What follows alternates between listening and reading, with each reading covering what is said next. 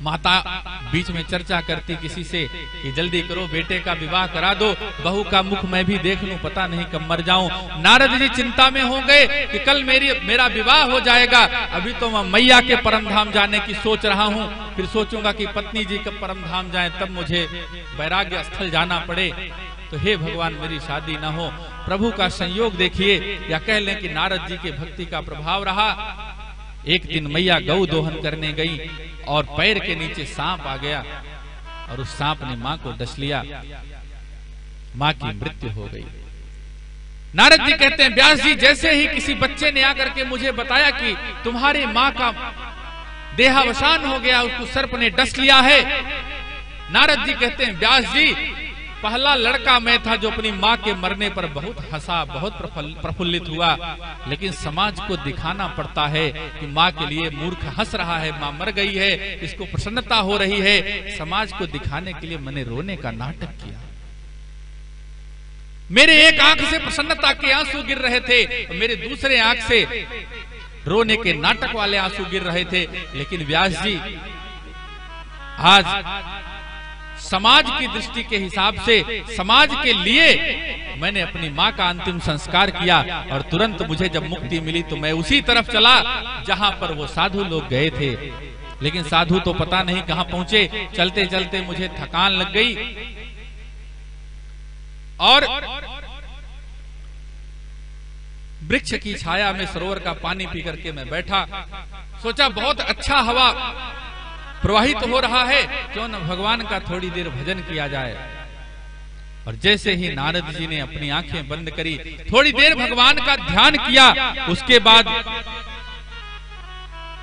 नारद जी कहते हैं, व्यास जी मेरी समाधि लग गई थोड़ी देर के लिए, और जितनी देर में समाधि लगी उतनी देर में मोर का मुकुट बंसी बजाते हुए, गौ चारण करते हुए नंदलाल मधुर मधुर बांसुरी बजा रहे हैं और उनके होठ ऐसे लग रहे हैं जैसे लाल लाल कमल पर ओस की बूंदें पड़ी हो और उन ओस की बूंदों पर सूर्य की हल्की हल्की रोशनी पड़ रही हो, ऐसा उनका मुखबिंब मेरे ध्यान में आया।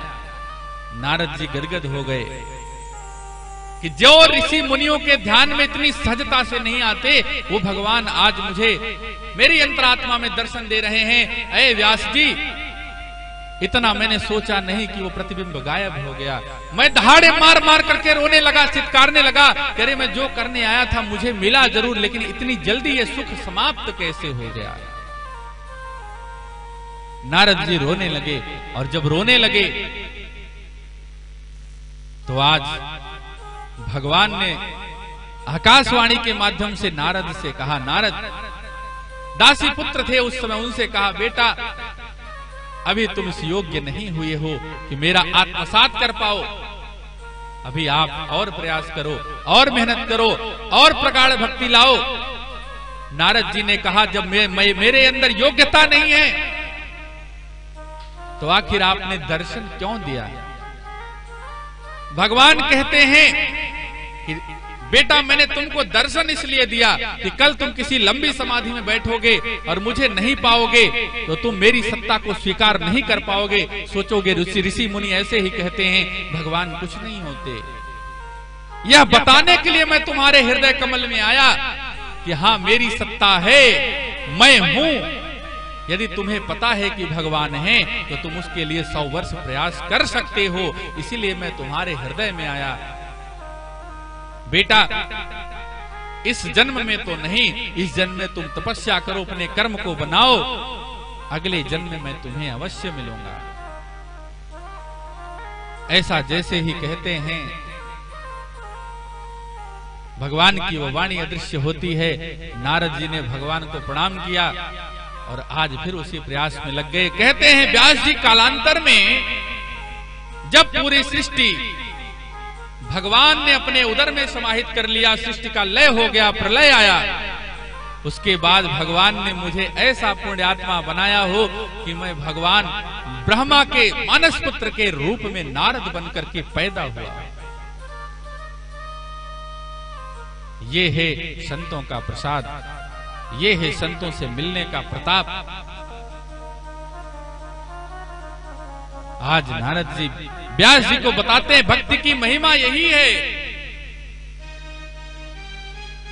भक्ति महारानी अगर हृदय में आ जाए, संतों के संग हो जाए तो जीवन बनने में क्षण भर नहीं लगता। दासी पुत्र से ब्रह्मा पुत्र नारद और देवर्षि नारद बनने तक की क्षमता रखता है। उस व्यक्ति में उतनी क्षमता आ जाती है।